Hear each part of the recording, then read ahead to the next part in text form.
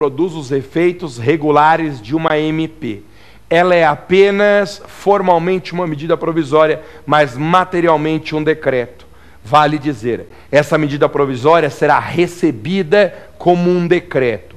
Como os dois atos são de competência do presidente da República, nós temos que considerar que ocorre uma fungibilidade. Então, a medida provisória será recepcionada como um decreto. Falta mais uma. Vamos à última pergunta do Pergunte ao Professor de hoje. Vamos lá, para o Maza, aqui na tela. Professor Maza, na minha cidade, o prefeito baixou um decreto aumentando a alíquota do IPTU. Mas quando nós fomos reclamar, ele disse que não foi um verdadeiro aumento, mas apenas uma mera atualização monetária. Tem alguma coisa que nós possamos fazer? Então, na verdade, não tem o que possa ser feito aqui. Sabe por quê? O artigo 97 do CTN, lembra dele? Que conceitua o princípio da legalidade, tem um parágrafo 2º com uma redação muito surpreendente. O parágrafo 2º do artigo 97 do CTN afirma que a mera atualização monetária da base de cálculo não equivale à majoração de um tributo. A mera atualização monetária da base de cálculo não equivale à majoração de um tributo. O que isto significa? Significa que o legislador do CTN se preocupou em diferenciar duas situações distintas. A primeira situação de um aumento real do tributo, esse sim exigindo uma lei. E a segunda situação não é de um aumento real, mas de uma simples recomposição da perda inflacionária. Isso que é atualização monetária da base de cálculo. Eu majoro o tributo, mas na verdade apenas dentro do índice inflacionário do período. Então, se a majoração se der dentro dos limites do índice inflacionário do período, não é aumento real, é só recomposição da perda inflacionária. É por isso que essa prefeitura aí disse que se tratava de uma simples atualização monetária e de que não precisava de lei. O pior de tudo é que a prefeitura estava certa. Realmente, quando houver um aumento na base de cálculo dentro do índice inflacionário do período, isso não significa um aumento real, razão pela qual não há sujeição ao princípio da legalidade e nem à anterioridade. Ou seja, pode ser um ato do Poder Executivo a atualizar essa base de cálculo e a exigência será imediata. É isso. Encerramos, portanto, o nosso segundo bloco do programa de hoje. Pergunte ao professor e não se esqueça, mande a sua dúvida para provafinal@lfg.com.br. provafinal@lfg.com.br. Mas não acabou ainda não. Nós temos o nosso terceiro bloco. Nós temos o X da questão. No terceiro bloco, você sabe, nós vamos analisar exatamente como o tema de hoje cai no dia da prova. Eu separei 2 testes do exame de ordem para te mostrar, olha, as exceções à legalidade caem desse jeito aqui no dia do seu exame.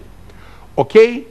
Não mude de canal, você não é louco de perder o terceiro bloco do programa de hoje. Não perca!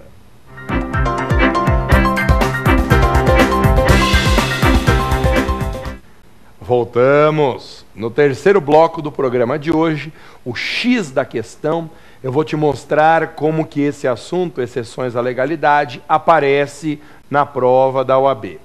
Eu separei 2 questões do exame CESP Nacional para analisar com vocês.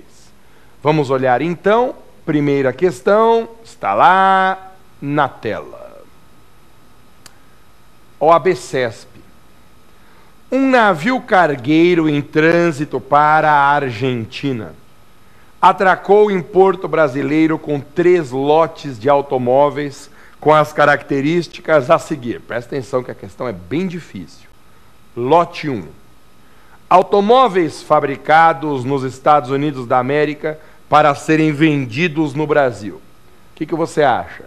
Se entra no Porto Brasileiro um navio trazendo veículos americanos para venda aqui no nosso país, tem que pagar imposto de importação? Tem, né? Então o lote 1 é um lote que tem que ser tributado. Lote 2. Automóveis fabricados no Brasil, reimportados para a realização de reparos em razão de defeitos técnicos. O que você acha? Nós fabricamos um veículo aqui no Brasil, uma chimbiquinha nossa, e aí manda para exportação. O veículo volta para um conserto, um reparo. Nesse retorno, o produto tem que recolher imposto de importação? Claro que não, né? Já pensou se toda vez que o produto volta só para ser consertado, precisar pagar imposto de importação? Não tem sentido. Então o lote 2 não é tributado. Continuando. Lote 3. Automóveis em trânsito para serem vendidos na Argentina. E esse lote 3? Se o veículo passa pelo território brasileiro, mas ele passa apenas por um período, porque ele vai ser vendido na Argentina. Só pelo fato de passar no nosso território tem que pagar imposto de importação? Evidente que não. Então, veículos e produtos em trânsito não pagam imposto de importação. Repare, o lote 3 também não sofre incidência do imposto de importação. Vamos ver as alternativas? Letra A. Incide imposto de importação apenas sobre os automóveis dos lotes 1 e 2. Letra B.